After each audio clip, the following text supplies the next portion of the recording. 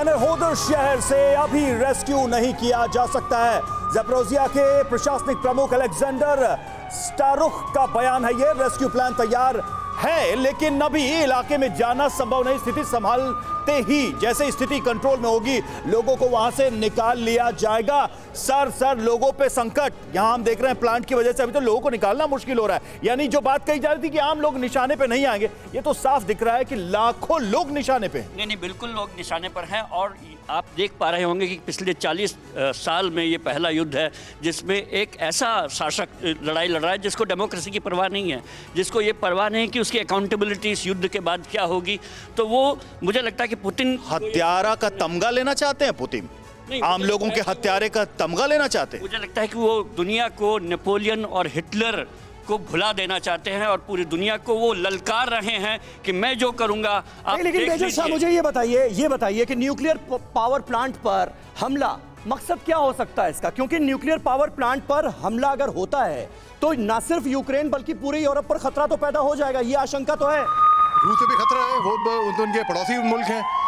और यहाँ पर रोक रहे हैं, सायरन फिर से बच गया है। सर आपका जवाब लेंगे। एक और बड़ी खबर है, बड़ी खबर आ गई, एक बड़ी खबर। प्लांट पर बाइडेन ने ज़ेलेंस्की से बात की है। तो न्यूक्लियर प्लांट पर जिस तरीके से धमाका हो रहा है इसको लेकर के बताया जा रहा है कि जो बाइडेन और ज़ेलेंस्की की एक बार फिर से बात हुई है। ज़ैपोरिज़िया न्यूक्लियर प्लांट के हालात पर चर्चा की गई है क्योंकि सबसे ज्यादा डर है इस वक्त ज़ेलेंस्की को कि कहीं इस धमाके की वजह से बर्बादी और ज्यादा ना मचे। अब ज़ेलेंस्की क्या बात उन्होंने की होगी जो बाइडेन से, अगर ये सिचुएशन अभी बनी हुई है तो? मुझे लगता है जो बाइडेन अपने लक्ष्य में सफल नजर आते रहे। हाई अलर्ट, जब रशिया कहता है कि हमारा न्यूक्लियर हाई अलर्ट पर है तो तुरंत जो बाइडेन कहते हैं कि हम भी हाई अलर्ट पे हैं। तो जो प्रोवोकेशन था जो बाइडेन का पिछले 1 महीनों से, उसी के प्रोवोकेशन में पपेट के रूप में ज़ेलेंस्की खेल। लेकिन सर कल हमने एक बयान ये भी सुना जिसमें कहा गया रूस के विदेश मंत्री की ओर से कि न्यूक्लियर धमाके का भूत जो है वो हमारे ऊपर नहीं सवार है, ये फितूर तो अमेरिका के ऊपर सवार है, नाटो के ऊपर सवार है। नहीं, ये बात भी सही है लेकिन किसी के ऊपर भी सवार हो, आप अगर न्यूक्लियर प्लांट पे हमला कर रहे हैं, आप सरासर गलत कर रहे हैं। आप पहले ही आप जो हमला क्यों किया, मैं 24 की बात कर रहा हूँ। 24 देखिए एक और बड़ी खबर आ रही है इस बीच। रोकूंगा एक बीच बड़ी खबर आ रही है ज़ैपोरिज़िया न्यूक्लियर प्लांट पर हमले के बाद ज़ेलेंस्की ने क्या कहा है वो बयान हम आपको बता रहे हैं। यूक्रेन की सीमा में 15 न्यूक्लियर पावर प्लांट, अगर कोई विस्फोट हुआ तो यूरोप खत्म हो जाएगा, बर्बाद हो जाएगा। यूरोप की बर्बादी का जिम्मेदार कौन होगा जिम्मेदार?